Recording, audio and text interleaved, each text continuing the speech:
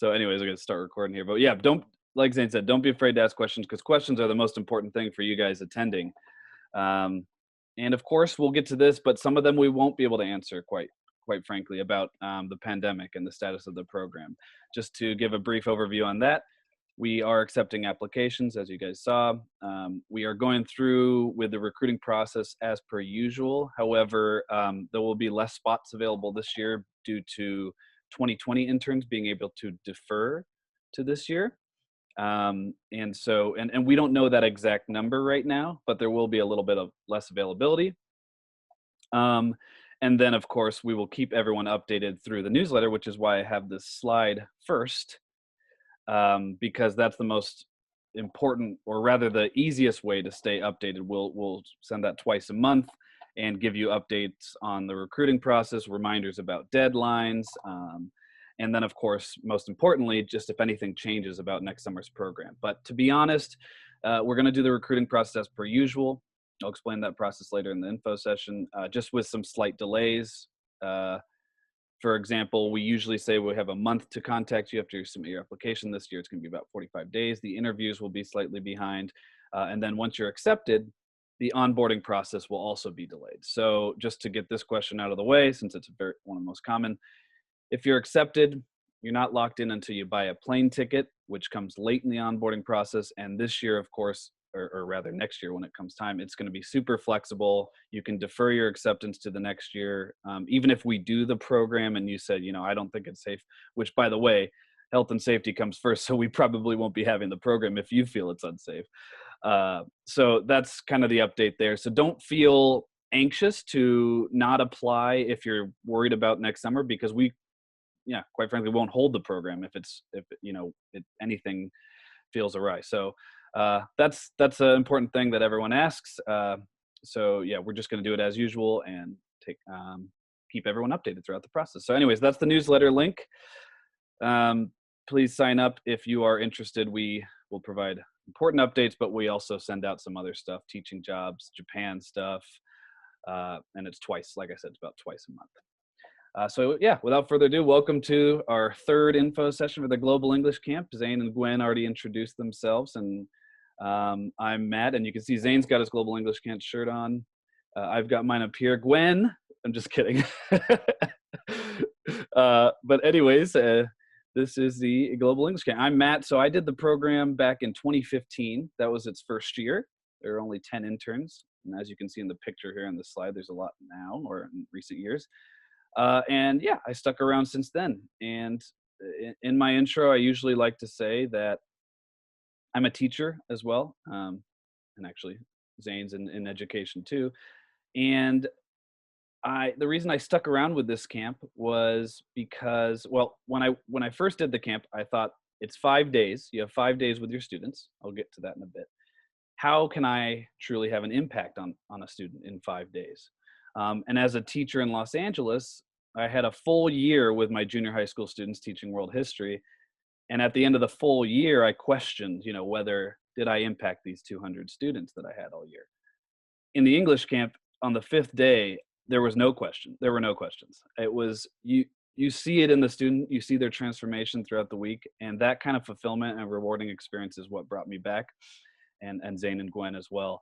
And so this is a great, wonderful exploration of Japan with interns from around the world, but first and foremost, it is an incredibly rewarding mentorship experience with Japanese high school students. So without further ado, we'll get started. Here's our freshly made overview of the info session to kind of help direct your questions. So we'll notate, and I believe Zane added some slides to notate when we're kind of switching gears, but these are sort of the 8 main sections. So we'll first go with an overview of the camp. So any general questions about the camp, maybe wait a little bit, because we're going to get into specifics of who we are, orientation and training, what happens when you first come to Japan, the actual camp, the teaching experience. Like I said, the best part of this thing, the 5 weeks that you're in Japan teaching students. And then really important section after that is the logistics and subsidies, the money aspect, which a lot of questions come up. So please hold those until then. And you guys will see the slide when we're there, since I know there'll be a lot of questions for that. And then we'll talk about, of course, the fun experiences outside the classroom. And then, as we will do throughout the entire info session, we will remind you to apply early, because I'll say it once now, Zane will say it, Gwen will say it, I'll say it at the end. We accept people on a rolling basis, even with the different deadlines this year. So it's really important that you apply before November 30th if you're interested, because it really does help your chances, because we accept as we go. So people that apply in late December have, we might have already interviewed people and started getting our interns ready. So applying early, most important thing. And I think that's a great benefit of coming to this info session, to hear us say that. And then, of course, at the end, we'll have time for Q&A, and hopefully, your questions will be answered in the chat too, and while I'm presenting, or Zane and Gwen are sharing something. But also, I'd love to have some time at the end for some live questions, just to have you guys pop on and ask some live questions, because we do miss doing these info sessions in person at schools and meeting you guys actually. But here we are on Zoom doing our third one. So thank you again for taking time out of your Friday morning, evening, whatever time, wherever you are. And here we go. So this video, I'm not going to play it now, but just as a reminder, if you want to watch that on the website on the info page, it's a great overview. That's a few minutes long if you haven't already watched it. So the English Camp, what is it? It is a 5-week program from mid-July to end of August. The exact dates are TBD.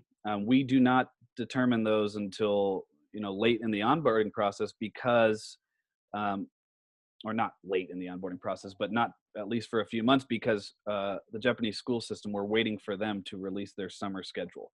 A lot of schools only get 3 weeks off. This program's 5 weeks. We're trying to balance so we can get the most students available for this kind of opportunity. I'm sorry, I'm checking my calendar here, because I can give you guys the tentative dates. We have 2 groups. So if we have 250 interns, about 125 in each group. And they're both doing it for 5 weeks. It's staggered, so one starts a week earlier, one ends a week later. For Group A, the tentative dates would be July 10th, the weekend. That would be orientation weekend when you arrive in Japan, or the latest to arrive in Japan. And Group B would be July 17th. And then the end dates, the last day of class for each group. Group A is August 20th, and Group B is August 27th. And how do we determine those groups? We ask for your preference. It's not guaranteed, but priority is given to those who have school. For example, out here in California, UC Berkeley starts quite early, usually before August 27th. And so they automatically get priority to do Group A. Or maybe you have a summer job or an internship or a summer school that goes into July 15th or something, so you need to come to Group B because you can't start. Those kind of obligations get preference for the groups. You will run into people in other groups as the program's staggered. You might be teaching in Tokyo while the other group is training in Tokyo, but generally you're with a group of about 125 in these groups, and that is divided into smaller groups, about 10 to 15, that kind of stay in the same area. For example, Zane took his group around the Tokyo region, or Kanto region, of his group of 10 to 12. And you'll always be with some people in a group. You might get split 5 and 5. It really depends on the needs of the venues, how many students we have per venue. And also we base that off preference. So do you want to spend time in Tokyo? Do you want to spend time in the Kansai region? Are you flexible? Are you willing to travel all around Japan? Do you want to experience as much as Japan as possible? And that's how we build those groups. And one last thing to add here is we do not determine those groups essentially until you arrive in Japan. And it's unfortunate, because we'd want you guys to connect with your smaller groups before coming out to Japan, but we simply do not know how many students are signed up at each venue, due to the nature of, students signing up at the very, very last minute. And so we kind of have to make a big scramble to determine the groups on where everyone's needed. Suddenly we have a lot more students signed up in Fukuoka, so another group needs to go there. So we have kind of put that off and said, we will not give you that until training week, which of course you'll have time to meet everyone. All right. So in the classroom, you have 1 to 6 students of your own. And these venues I talk about vary. So in the Tokyo venue, you might be there with 100 other interns and 500 students. It's a massive venue in downtown Tokyo, Shinjuku Station. It's our headquarters. On the other end of the spectrum in Okinawa, for example, last summer we had, and summer is in 2019, we had, I think, 5 interns and 20 students. So it really does vary venue to venue. And yeah, so you could have a ton or you could have a very small group. And these venues are operated by Toshin, our partner, I'll get to in a second, a Japanese cram school, very famous in Japan, or a private high school that want our program to happen at their high school, or a subsidiary of Toshin, so a partner program that run their venue. And the other leaders besides Japanese staff are people like Zane and Gwen that have done the program multiple years, and they are running the classroom. And we'll get more into how that's run when we get to the actual camp part of this presentation. So what you're doing is like I said earlier, 5 days is not a lot of time. You're helping them develop their English skills, but more importantly, helping them develop their confidence and their abilities to express themselves in English. That's why we call our interns mentors rather than teachers. You're not going to, give them a ton of new vocabulary over 5 days, even though, quite frankly, there is a lot of vocabulary learning in the program. But you are going to really impact and instill a love of learning English. And it is something that is unforgettable for these students as a mentorship. Their culminating event is a life mission presentation. They talk about their dreams and aspirations. And a lot of times you're helping them find those dreams and aspirations through talking in English. So it's really much more than teaching English, and that's why we call everyone mentors. Last little overview thing, those are the 2019 totals you can see there. 2021, probably up to about 250 interns, somewhere between 200, 250. Again, depends on student numbers and predictions from our team in Japan. And a little different number than seen here is we'll probably have about 30 to 50 returning interns. So big part of our program is alumni. Like Zane said, he's in a couple of years. Gwen did it last year, or 2019. And I've done it obviously for 5 years. And we have a big group returning every year. It's really important. And they help lead the program in the classroom, out the classroom, liaisons with staff. They help run the program. They are the backbone of this program. And of course, represented are tons of universities throughout the world. Really cool aspect of this program is meeting new people. Like I said earlier, I miss this time of year, traveling around, visiting Gwen in Ann Arbor and Michigan, visiting Zane in London, and all our other alumni going out for our alumni dinners and catch-ups. But it is a really special part of the program to make these new friendships with your interns around the world. And then, of course, tons of different venues in Japan. Have I missed anything in the overview? Oh, thank you. I appreciate that. I tend to ramble, so there's just a lot to go over, quite frankly. So hopefully we're keeping up and answering your questions. So about us, it said we're Come On Out. Zane, Gwen, and I here. We do the applications, interviews, onboarding, program retreats, and we're ground support during the program in Japan. So we prepare you for your trip, and then of course we are there to help and lead the program with our alumni throughout the summer. Like I also said earlier, Toshin is one of our Japanese partners. Nagase Bros is a very famous educational institution throughout Japan. If you say the word Toshin, most likely the person you're talking to in Japan will know this company. You can find their advertisement in the left field wall of the Tokyo Swallows baseball stadium. They are well known. They're good at what they do. They've been on the frontier of education in Japan, and this camp is no exception. And quite frankly, they're wonderful staff that you become really close with as well. Zane, Gwen, and I are super close with all the staff over the years, and interns become close with them too. The other Japanese partner is coming up, and they do run the housing, transportation. They're basically the program administrator like us, but on the Japanese side. They're handling your reimbursements. They're running the language classes. They're an emergency contact like us. Anything outside the classroom, you can contact Come On Out or Come On Up. So those are our partners. Those are who's running it. All right, we're on to orientation and training. Any overview questions? I think we're good, or about us? All right, cool. So first week of the program, orientation and training. You will arrive for a weekend orientation in Asakusa in Tokyo. That's where we've done it in the past, at a hostel right in the cultural hub of Tokyo. Hopefully 2 days is enough to get over jet lag. Usually it's not before training starts. So we encourage people to arrive early and maybe do some exploring on their own. But officially the program starts that first weekend. Some interns arrive Friday, some interns arrive Saturday, and then by Sunday night we're having Saturday night we're having our big welcome party.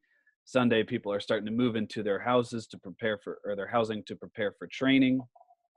And everyone's just getting to know each other, exploring Tokyo. We run some unofficial events, leading interns around Asakusa. We have a disaster training, which the picture in the top left to prepare for, any earthquakes, or, knock on wood here, for just to be ready. And that's basically it. That's orientation weekend. It's a lot of fun. Everyone's in one place arriving, and hopefully, like I said, recovering from jet lag. And then we go right into training. Monday through Friday, we have, and I'm sure Zane's got his too, a textbook to go through.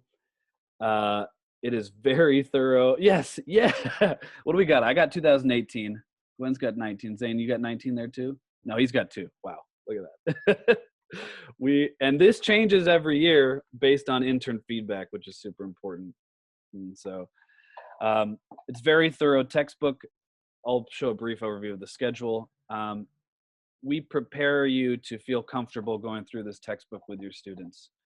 And this textbook, which I should have said earlier, I'm going to pop this in right now, works for students of all age ranges and skill levels. So we have junior high school students, so like 13 years old, to all the way up to end of high school. We do have some university students as well, but that's usually covered by our alumni. Most of the time, it's high school students.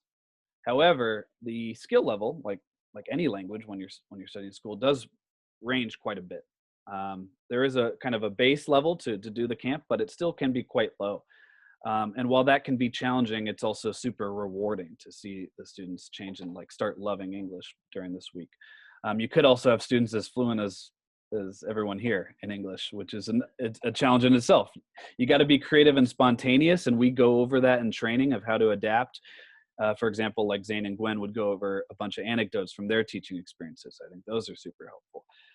We essentially get everyone as prepared as possible. You do not have to create curriculum of your own. It's all there for you. We have backup curriculum if something's not working, because in the end, we trust you guys as mentors, and people like Zane and Gwen returning as leaders of the classroom to know what works best. We do have staff there to help if you ever need it, Japanese staff. But there's no Japanese allowed in this program. It is completely English. The students know it, the staff knows it, but they're there, of course, just in case. But really, like I said earlier, the backbone is the interns, and you guys are running the classroom. And with that, that's why we don't need teaching experience, but we just want people to be super passionate about impacting students and jumping into this experience. And yeah, we go over everything else, the administrative stuff and training too.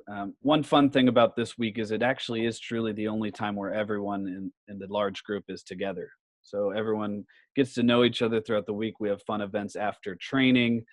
And I think training is fun too, actually, quite frankly, to go over the textbook with everyone. And it ends with I guess actually I don't have this on the slides here, but before I go forward, training ends with a retreat to Hakone, which is a beautiful natural setting just near Mount Fuji on a lake. We have cabins. We celebrate finishing training week.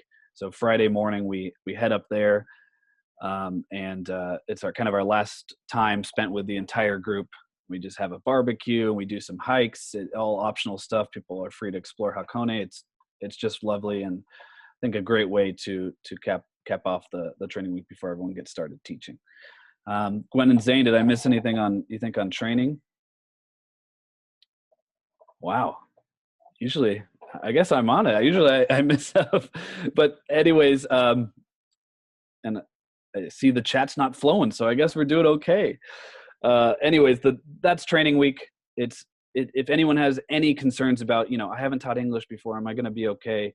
This is really why we have this kind of I guess it's really 4-day training week, thoroughly going over the textbook, thoroughly preparing you for teaching, but also thoroughly preparing you for living in Japan for the summer and going over the next 4 weeks to come. So yeah, that's training. Any questions from the group?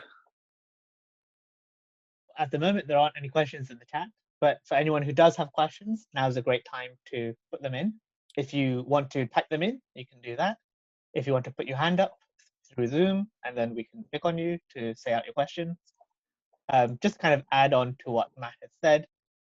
During the training week, the people who will be training you are previous interns. So people who have actually been through the program, have done it firsthand, and know exactly what the experience is like. So you are in trusted hands that people will hopefully part as much experience onto you as we can. Yeah, exactly. And we think that's the best way, because people like Zane and Gwen and myself, we've gone through this camp multiple times. We've experienced a lot, and every student is different. Every student is an individual. Every student's unique. Every student learns in a different way. And while we do group students, so for example, if you have a group of 4, they're going to be similar language level. It's still super important to get as thorough a preparation as possible. And that comes with people like Zane's experience in the classroom with different types of students. All right. Good stuff.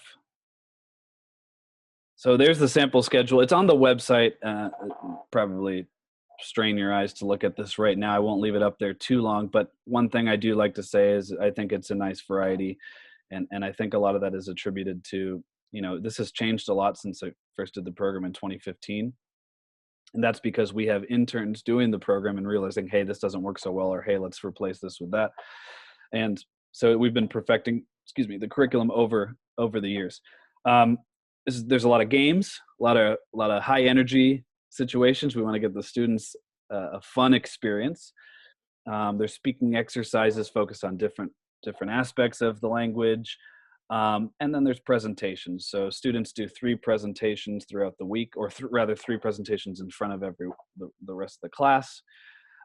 Usually one is on the Tokyo 2020 Olympics, 2021 Olympics. Those, if this camp goes through and those happen, those will be happening then. So we're actually going to switch that to, and I'll get to these in a bit, entrepreneurship, regional revitalization. We have different topics that students can choose on to present on as a group. They present on the United Nations, a sustainable development goal of their choice, talk about world issues. That's really great to see. And then, like I said, their solo presentation is on their life mission on day 5. And that's a lot of times the first time these students are doing like a 3 to 5 minute speech on their own in front of a class. So while it's nerve-wracking for the students, it's also super rewarding, especially to see that transformation over the week. And so, yeah, we require you to be in class from 9:30. We have morning meetings. So Zane and Gwen, for example, if they're leading your group, they'll have a morning meeting with you guys, get you amped up, ready for the day, answer any questions, concerns. And then it starts right at 10. And it ends at 5, but at 5, we have review sheets to fill out at the end, students and interns, just to check on everyone's, how they're doing. And then once students leave between 5 and 5:30, unless there is a meeting scheduled, which we often do, especially during the first week with your leaders, just to go over the day, make sure everyone's on the same page, doing fine. Then you are free to go and do whatever you please. We have program-sponsored events throughout the weeks, which you can attend, and I'll get to that when we get to the out of the classroom section. We also have a lot of unofficial events going on. Maybe Zane, Gwen, or I are inviting people out to our favorite spot to eat. Maybe the Toshin staff, the Japanese staff, want to take people out somewhere. There's language classes, but everything after the program is completely optional. That is your time to explore wherever you are in Japan, however you please. And of course, that goes for the weekends as well, unless you are traveling to a different venue, which happens on Sunday. I'll get to that more later. But there's a good idea of the schedule. You guys also give presentations as interns. There's a university fair, as you can see. You talk about your university life. If you graduated, that's totally fine. You just talk about how it was.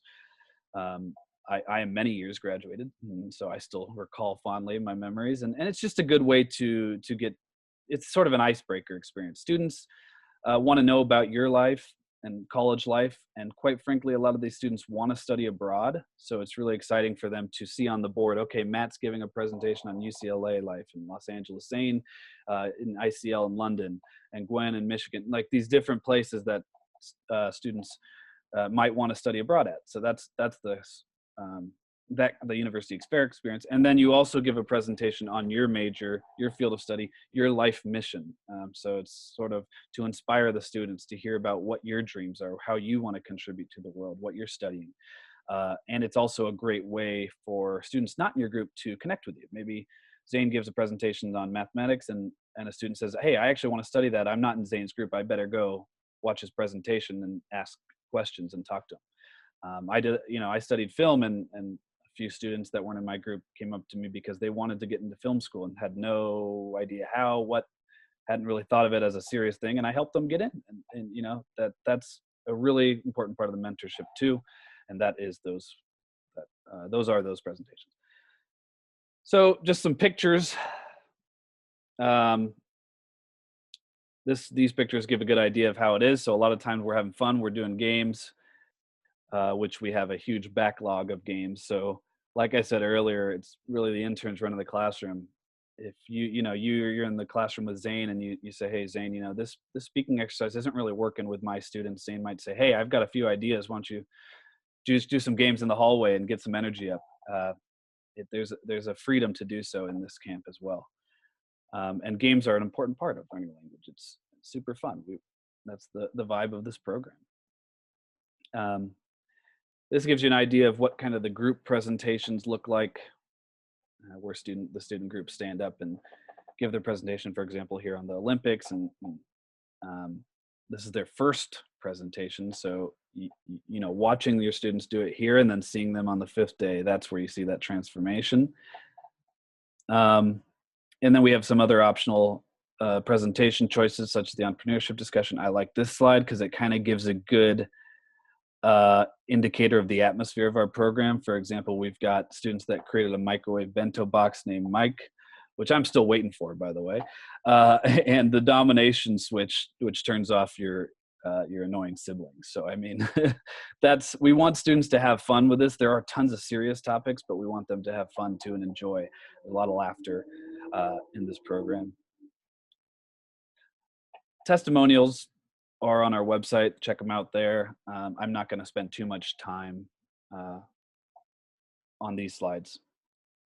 Plus, we've got 3 of us here. That's live testimonials.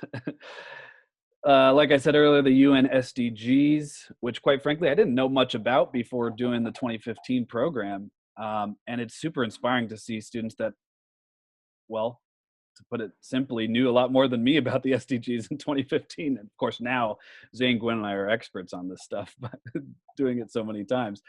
But this is really cool because you see how, the global mindset of these students and how passionate they are about certain things, from, the quality education, climate change, gender, equality, energy, all these different topics. Really great discussions and presentations. And here's some pictures of the intern presentations. So this is a good time to talk about the difference in venues. Venue to venue, you're going to be doing the same book, and you're going to have that same freedom. You're going to be with your students. You're going to have leaders. You're going to have Japanese staff there to help always.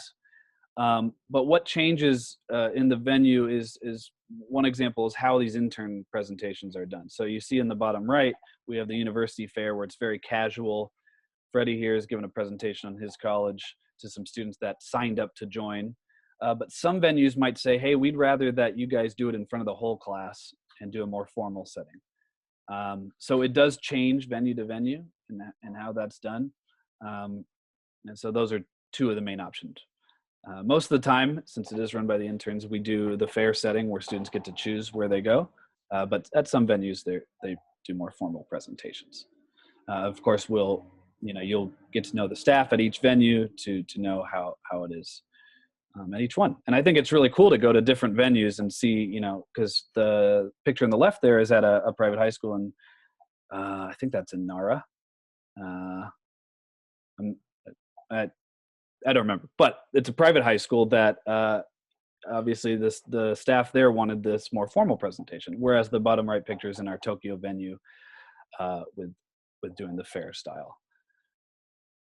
And it's a great experience to go to all different venues, and like I said earlier, all different types of venues. So I think it's great to both experience a huge venue like Tokyo, Shinjuku, and with all the interns and tons of students in one building, but it's also really special to go to a smaller venue with maybe only 15 students, get to know each other as a group with only 3 other interns, which, by the way, if I didn't mention, you will always be with at least 1 other intern, but the smallest group we've ever had was 3 last year. Usually it's not smaller than 4 interns, but we have had 3.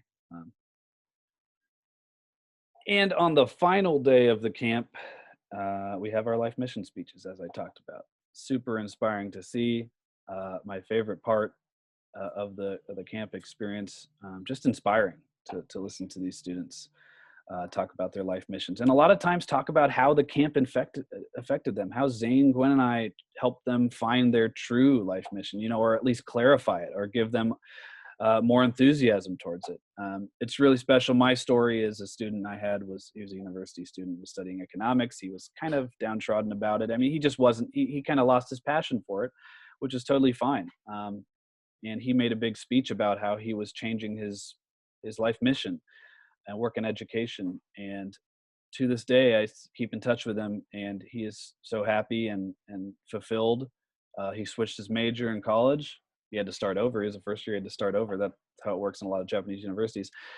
And it was for the better. And he still tells me about this camp. I mean, not every student is going to have this kind of impact, but there are those cases quite a lot of helping them find their life mission, which is really, really a cool aspect of the mentorship.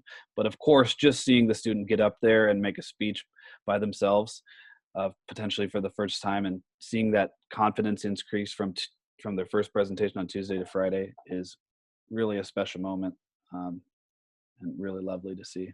Some pictures. How are we doing on questions on the camp contents? We're good?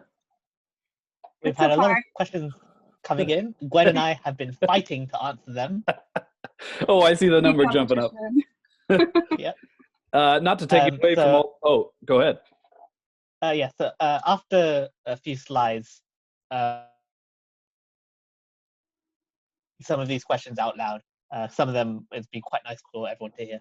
Okay, so after we finish these, yeah, since we're nearing the end of the camp here, so these pictures are from after the life mission speeches, where we have a closing ceremony and a big celebration for the students to complete the camp. During that time, as you can kind of see, interns line up. We give speeches to our students. The students give speeches to us. It's really special. There's a lot of tears. Yep, it happens.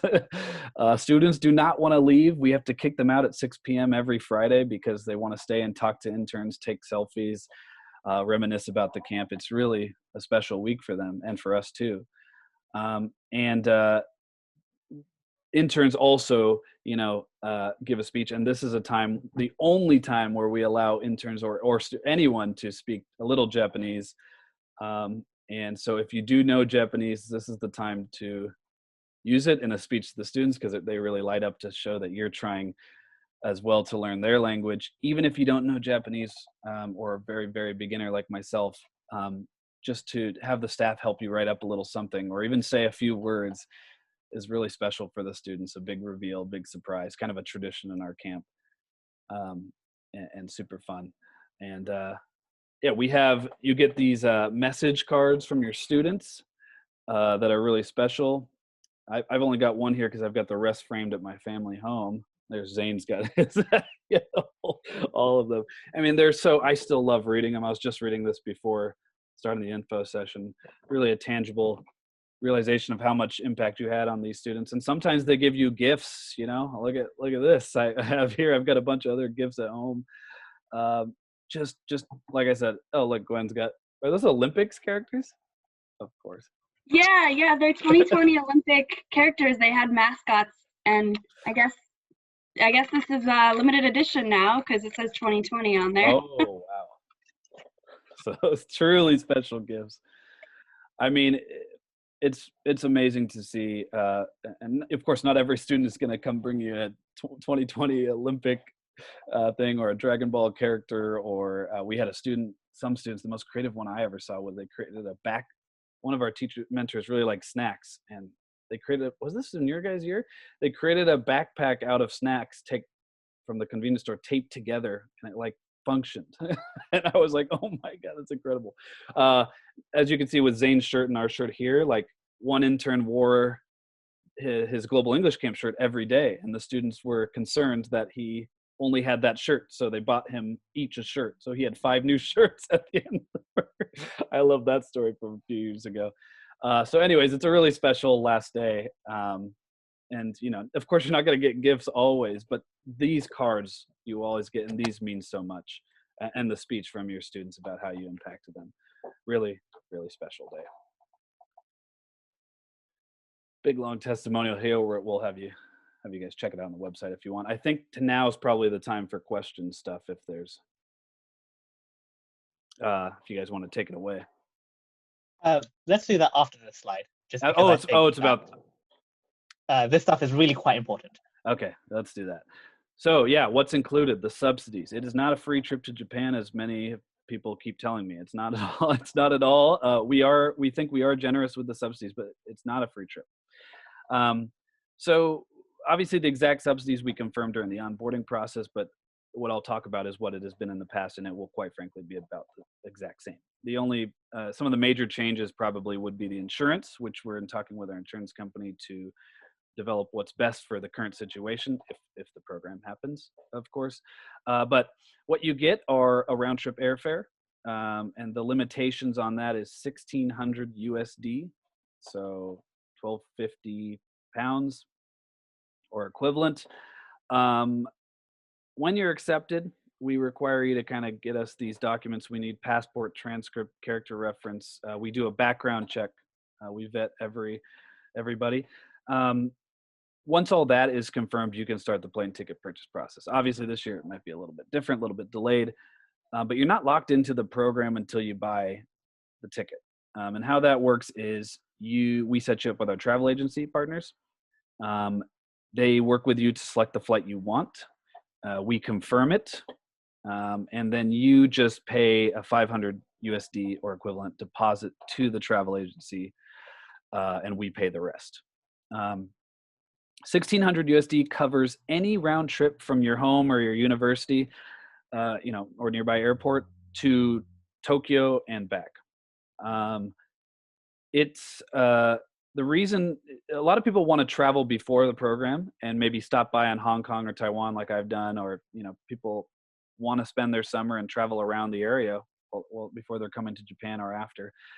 If you do that, if you want to include that on your flight, like a stopover in Hong Kong, the limitation actually gets reduced to 1,000 USD. And the reason for that is we and our sponsors in Japan really want to encourage people to come to Japan early and travel around Japan, because 5 weeks goes by super fast. 6 weekends, if you're there just for the program, that is not a lot of time to explore Japan since you're in the classroom for so much of it. So we do want to encourage that.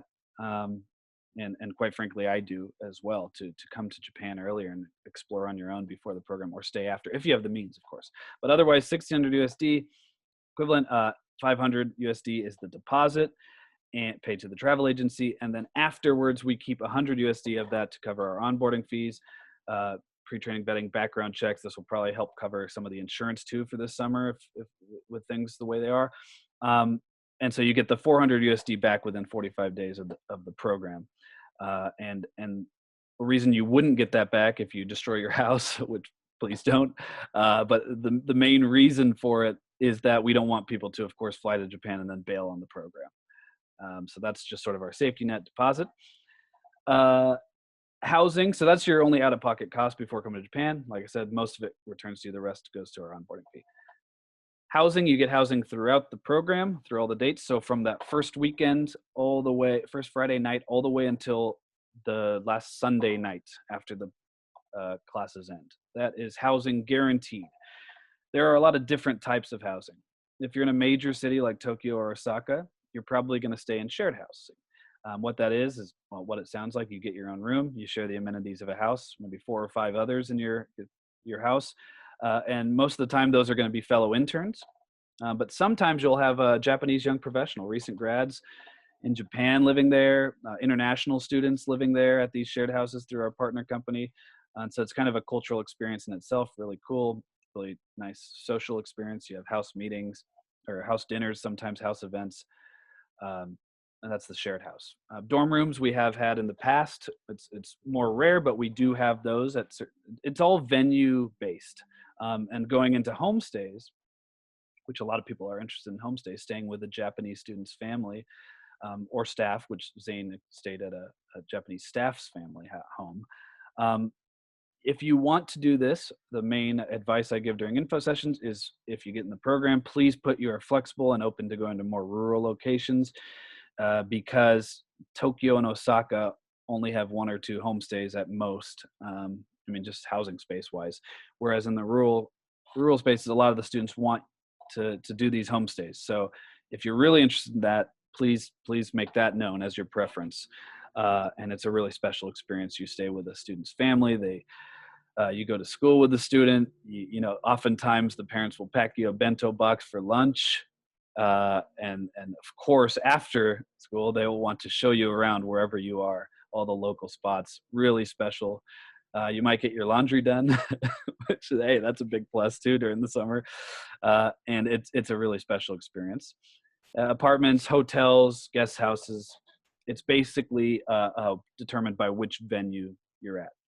So again, if you prefer the share houses, think more urban, think more big venues that you want to stay in. If you want a homestay, definitely think about going to those smaller venues or putting that as your preference, I should say. We do, if you want your own apartment, the whole program, we can set that up for you for an additional fee.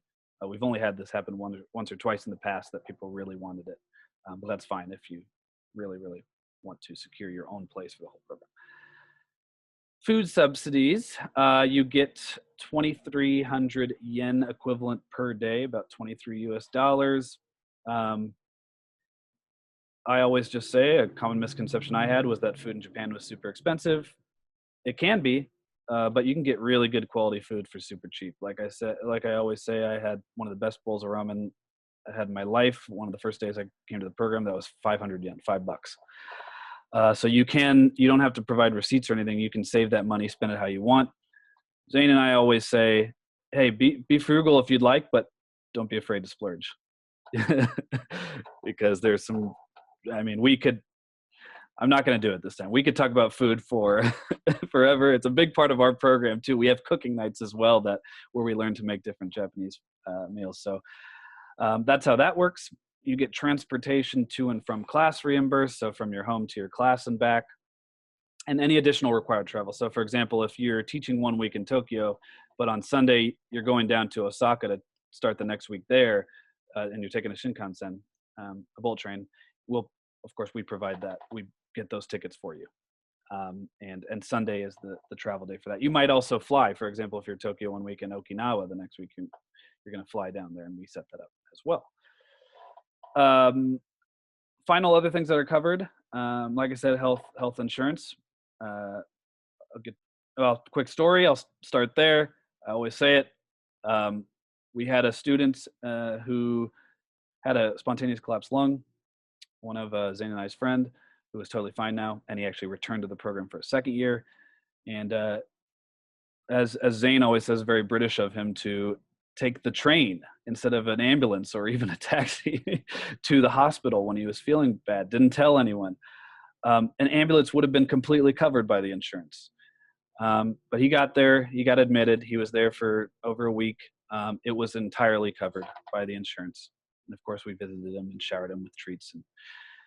And of course he's a fun guy, and he said it was a different experience. And like I said, he ended up coming back to the program next year, but that's all covered. So we want everyone to feel safe. And, if you are feeling sick, don't be afraid, get that ambulance, go to the hospital. Other smaller trips, if you go to a clinic, would be a reimbursement. So you keep the receipts, like it's about $40-50 for a typical appointment, USD. And you keep the receipts and we reimburse you for those, if you're getting pharmacy stuff as well.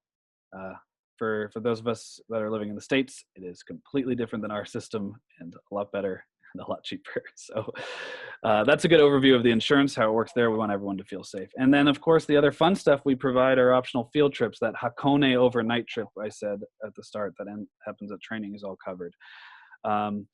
That's our retreat. We have language classes a couple times a week. They're all optional. Question people ask, if I sign up, do I have to go to all of them? Nope. You just have to tell the teacher that you're not coming to the next one. And those are in different levels, from beginner to advanced. Something to do after class. So you'd end class, maybe have break for dinner, then go to Japanese language class, of course, optional. And then we have cultural events throughout the program. So in Tokyo last year, the most popular one was going to Team Lab Borderless, a digital art museum in Odaiba in Tokyo, which is so cool. And hopefully it's still running next summer if the program happens. We'd do it again. That's covered. Or if you're at a smaller venue, we give your leader, like Zane or Gwen or I, we give them a budget and they get to choose as a team. So in Okinawa, my recommendation, I told them to go to a small island off the coast and do snorkeling there and do a boat trip, and that was covered. So we have these things going on throughout the program during the evenings or during the weekends. You are allotted 2 of these big activities, and then you can always join other ones, pay. And those are super fun, but of course, super optional. Outside of class, it's up to you besides when you need to travel to a venue. And then of course, there's unofficial activities throughout that staff and leaders like us are doing, with our group, saying, hey, let's do a group trip here. It's all optional, but we want to provide this constant community feeling of doing fun stuff together after class. But my biggest recommendation is take time to rest, because that was my biggest challenge of the first year. Is I was trying to do so much because we've got so much going on in this program, but it's good to take time and rest because you need that energy in the classroom. As we said at the start, that's the first and foremost important thing of this program. Although these cultural activities and weekend trips are super fun, bonding experience as well. And of course, you get a cultural experience of a lifetime, like I said. Okay, now is probably a good time for questions, right? We have 2 in chat that I think might be better to answer than I. We had a question about if Japanese classes were only beginner or if there were higher level classes optional. So actually, that's a great question, because of what I didn't say is, so there's, in the past, we've had either 3 or 4 levels. It kind of depends on the interns, from beginner to advanced.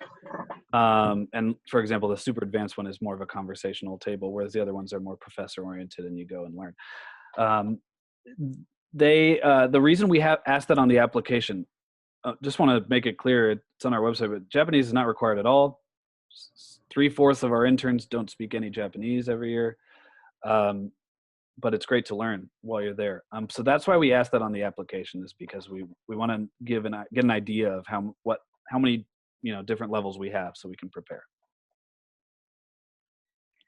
We also have another question about, if you're coming from a different country than your home country, will these flights be subsidized? Yeah, if you're there for a university or a family-based reason, just need to confirm with us. As long as you're not there on vacation, then the subsidy would be lowered. So we do that on a case-by-case basis, so just let us know. And how much money do you recommend bringing to Japan to cover any expenses that are not covered by the organization? Great question, and cliche answer is it varies person to person, of course. I would say at least a few $100 to, like I said earlier, to splurge on some food every now and then. And then also, you're going to want to spend your weekends traveling around. And that can build up. Maybe you're placed in Tokyo the entire time and you're like, wow, I really want to go to Kyoto. You're going to have, you're going to have to cover your own weekend trip to Kyoto. That's kind of what I based off, is like at least doing one weekend trip or really exploring around where you are during the weekend. Zane and Gwen, do you guys have any advice on that? Yeah, same thing. It depends on the person. I mean, I like to not really worry about expenses when I travel, and because so many other things are subsidized, you don't have to bring like a ton of money. But if you want to go anywhere, transportation is expensive in Japan when we don't cover it, so you want to plan for that. And if you make a plan ahead of time, that's a good way to kind of figure out what you're going to need. Matt talked about, we have about $23 a day for food expenses, but and that'll last you through the weekend if you spend it right. I mean, I know that I didn't eat very expensive food, but if you want to go splurge on a nice restaurant, then that'll take a little more money. Cool. And yeah, that's like Gwen said, the transportation, that's the biggest thing. And and souvenirs, of course. You're gonna want to get something. So those are the recommendations. Although we have had stories, like Gwen just said, of people spending barely anything because they, only spend $6-7 on a meal each time, and then you build up the savings. I will also say that for people who do homestays, or if you're visiting anyone, it's considered polite to like bring a gift. Oh yeah. Or something to offer, and that could be something you could either bring from home or plan to buy in Japan, but that could also be maybe another expense you'd want to plan for. Yeah, absolutely. Omiyage. And by the way, all this stuff we go over extensively during the onboarding process, preparing you for Japan. We have a big welcome packet that we send out, and insurance packet, health. We go over all this stuff too during the onboarding process. We had another question. Is there a list of the tentative places other than Tokyo that interns might be placed at next year? I believe there's a map on the website. There was. I think there is still now on the info page. That shows the 50 plus venues from, is that still there? Unless we took it down to update for 2020. Okay, so we might have taken it down to update because venues change year to year. We'll put that up soon, but basically, again, very cliche answer, but it's all over Japan. What I will explain that actually might help understand this a bit is that we have 4 venues that actually support the entire camp, meaning they have 4 weeks of camp. So camp's a week long, right? You get new students every week. Most of our venues only have 1 week of the program. So, or 2. Like go to Okinawa, there's only 2 venues there and it's during 1 week. Go to Asahikawa in Hokkaido, that's only 1 week. But Tokyo, at our Shinjuku venue, Yokohama, Osaka, and Nagoya venues have the camp the entire time. So they're like our home bases. Other venues that range all over Japan are just for 1 week. So you might, spend a week in Tokyo, hop up to Asahikawa for a week, or Sapporo, maybe 1 or 2 weeks up in Hokkaido, come down on the way back, do a week in Sendai, and then and in Tokyo, for example. Yeah, and these, again, really vary from urban to rural as well. But that's a good reminder, thank you, of putting back our old map. And we gain venues every year. We don't lose venues. We gain venues, so more and more each time. And it really does span, in case people that are familiar with geography of Japan, like all the way down to Nagasaki, Hiroshima, Fukuoka in the south, Ehime, Kansai region, Kobe, Osaka, Kyoto, Nara, so many options. And Kanto, Tokyo, what else? Chiba, Nagano, Yokohama. There's just an endless amount. Actually, I'm going to go off on that one with another question that I'm surprised hasn't got asked yet, because it's been asked every time, is can you be placed with a friend? You can request it in the onboarding process. It's not guaranteed, but you can request it. And you can request venues. You want to go to Sendai so badly because you love beef tongue and they're famous for beef tongue. And boy, is it good, but for those meat eaters out there. But we're not going to guarantee that you get to go there, because a place like Sendai only has maybe 5 or 6 slots, so it's only one group. But we do look at the recommendations. It's just not. If anyone's familiar with the JET program, that the year teaching, which a lot of our interns do after English camp, you kind of put your preferences, but you don't always. Most of the time, you're not going to get it. But we try our best to accommodate. Any other important questions right now? We have a question about applications, just really quick. What's the response time after people apply, and is there a set time that interviews begin happening? Yeah, great question. So it's 45 days after application, which means we start contacting at the end of this phase, so November 30th to December 1st. And the interviews would start within, a month, 45 days of that time. So, there is a bit of delay this year, and we appreciate your patience and understanding on that. But regardless if you're accepted or not for the first interview, you will be contacted. So again, I hope everyone here, if you do apply, to apply before November 30th, so you're in the first group of interviews. And so we'll let you know if you pass that phase or not. Then we would set up your interview. It might be with me, it might be with Zane, it might be with Gwen, but it's from Come On Out first. So not our Japanese team. About a half-hour interview. And if you pass that interview, then it takes another 45 days to about the second interview, because our team in Japan is then rigorously reviewing and who they want to interview. Of course, that second interview is also in English, but it is with our team in Japan. It takes a little bit more scheduling because, we've got me on Pacific time zone, Zane in UK, Gwen in the East Coast, Japan, one time zone. You got to kind of work with the team to schedule that. And then after those two interviews, we make a final decision. And first decisions will come by the end of January. Again, it's a little pushed back than usual just because of the uncertainties.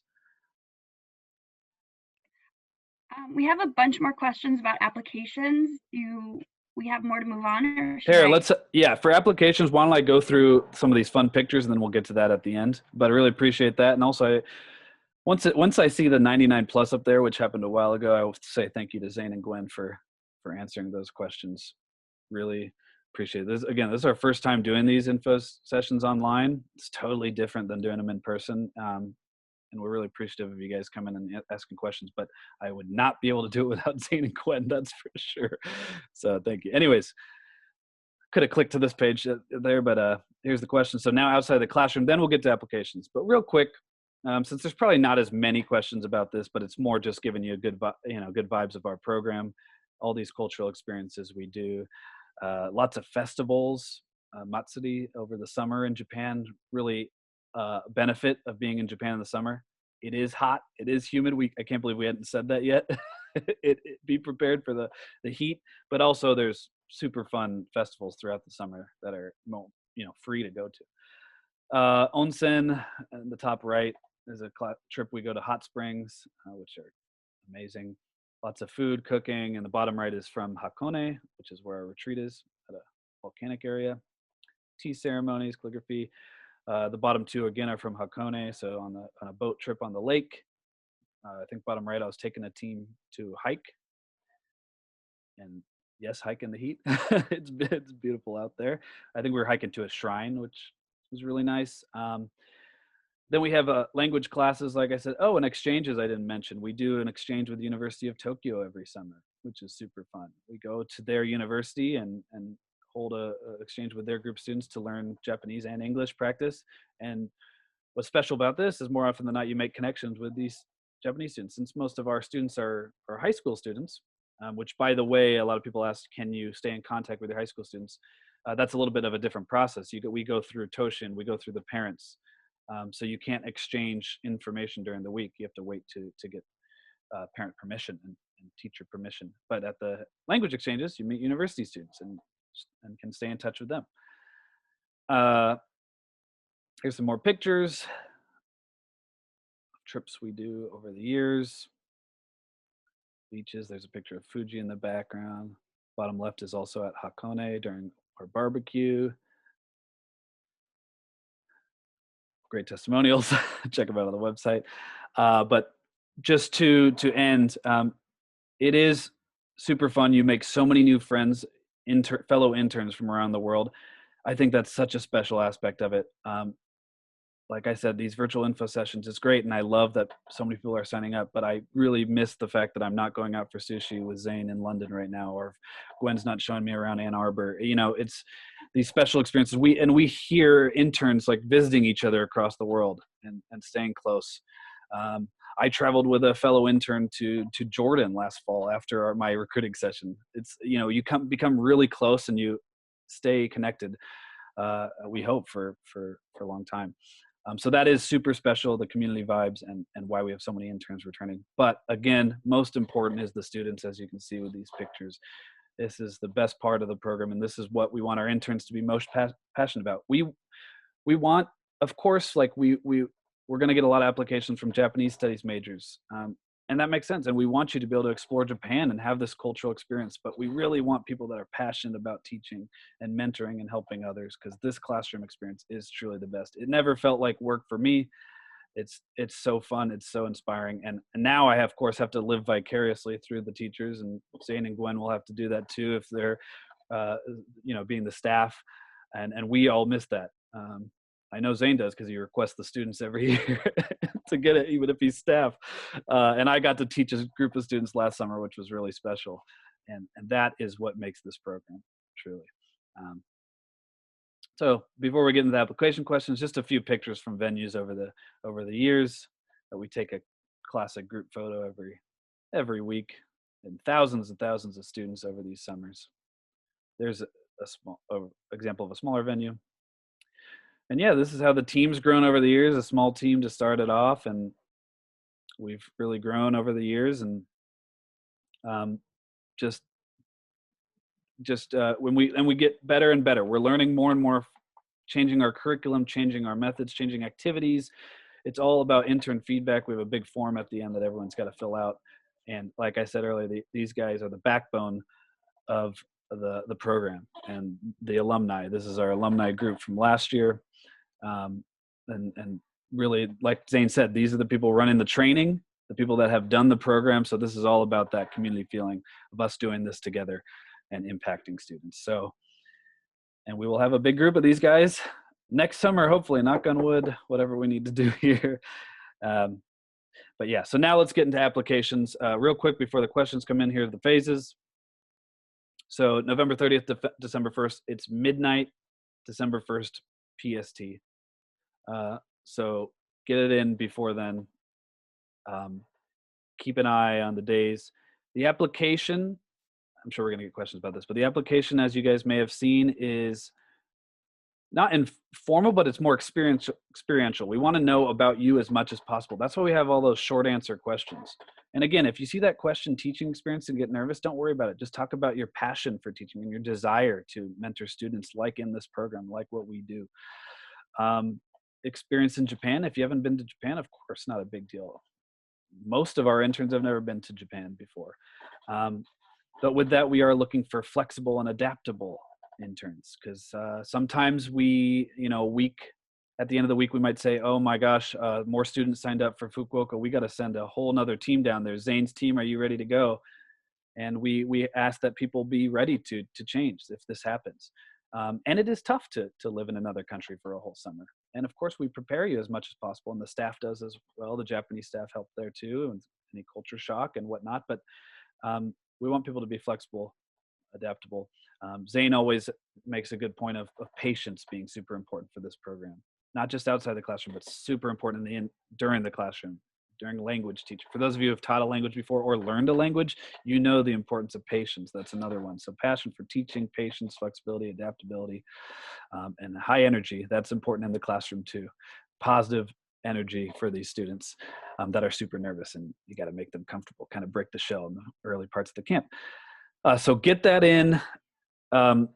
We start reviewing the applications in the order they come in after this deadline. So if you're in the early phase, you will all be considered in the same phase. We'll just go down the list with our team in Japan and start selecting.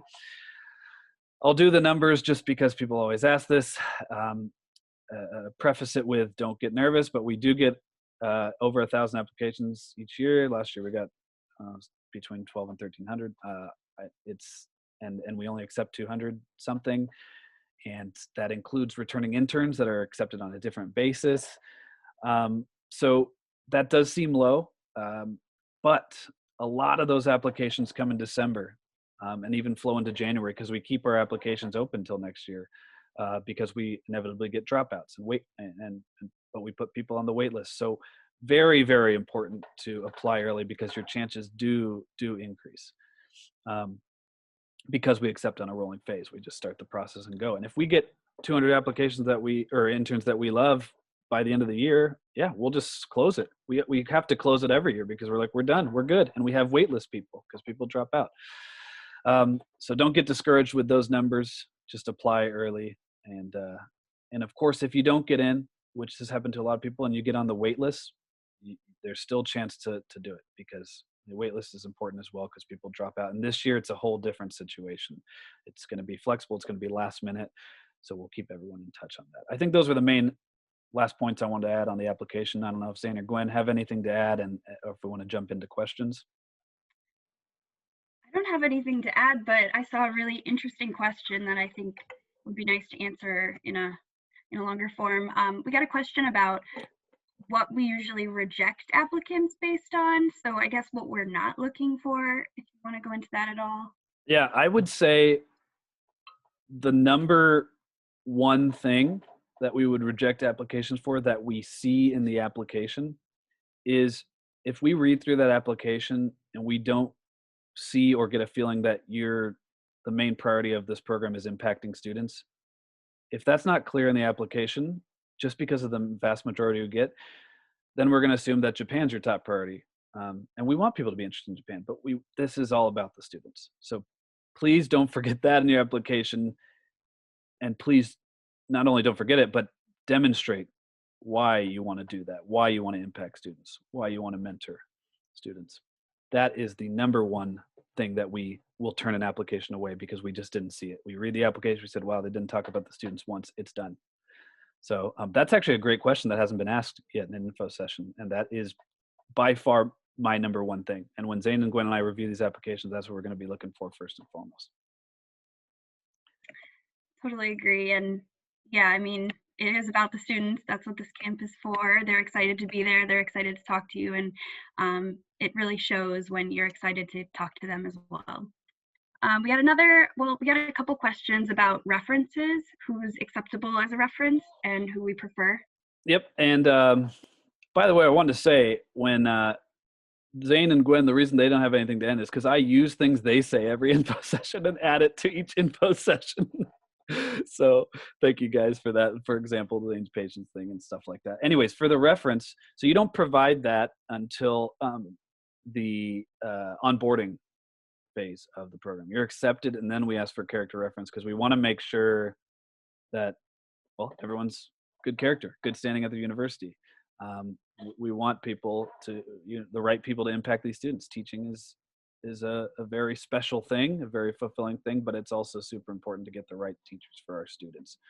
Not only the safety of our students, but to get that great experience. So references can be your teachers. That's always great to talk about you as a student, and it can be job, employers, and talk about your leadership, your communication skills, your energy. Again, it's cliche, but your character. That's what we want. We want good people to be in this program. We don't necessarily need you to be super experienced in teaching, because we train you. But if you want, you can submit a letter of recommendation. I'm not sure if this question was directed for this, but you can submit it for your application, as you guys might have seen. There's the optional. It is not required. It may help you, but that's not the main thing we're considering. That's why we don't have a resume requirement. We're looking at those answers, those short answers. Because we want a variety of applicants, by the way. We don't want just Japanese majors, like I mentioned earlier. We want different majors to impact the students, because students are interested in different things. We want freshmen to PhD grads. It's a wide age range, because everyone has different life experiences. We also want a balance of where people are from, the States, UK, Canada, and anywhere else. So yeah, that's just to add that. We're not just looking for those types of education and Japanese majors. We want a wide variety for our students to get that sort of broad impact. Sorry, that was not part of the question, but I wanted to add it because I remembered it. Did I answer that? I did. Anything else?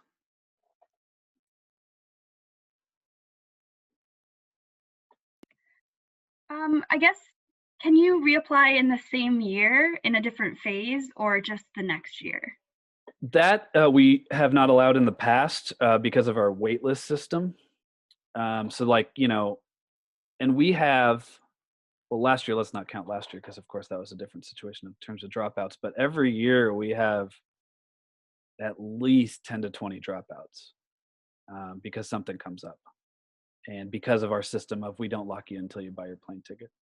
So the wait list is going to be important this year. So if you go through 2 interviews and you get declined and put on the wait list, don't get discouraged.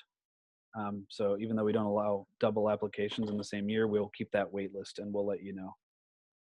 And then another thing just to add, a lot of times people don't get in their first year just because it's so competitive. And don't get discouraged by that either. Keep applying because we love seeing people that apply again. It shows their enthusiasm for our program.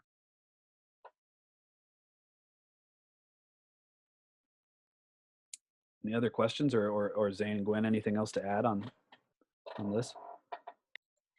It says, if we do get in and drop out for whatever reason, can we come back next year?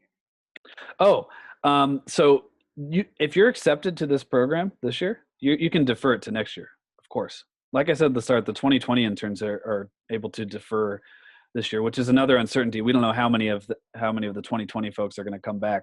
It's probably half at the most because other plans come up if we do have this program. So yep, if you're accepted, you can defer, and especially this year, of course, because of the situation. Just keep us updated. That's it. We good? It's a testament to you guys, if anything, answering those questions. I'm not even looking at the chat. I just see the the notifications.